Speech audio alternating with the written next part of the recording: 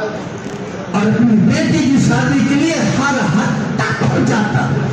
एक हॉस्पिटल है मुंबई के अंदर, 55 साल का एक गरीब आदमी पहुंचा, पूछते पूछते हॉस्पिटल के उस काउंटर पे पहुंचा जिस काउंटर का मैनेजर था। कहने लगा, शर्माती है बात कहते हुए, हॉस्पिटल के मैनेजर साहब मेरी एक मदद कर दो, एक मदद कर दो। कहा कौन सी मदद? कहा अगर बुरा ना लगे इंसानियत के खातिर एक बात सुन लो, हो सके तो मदद कर दो। कहा कहिए।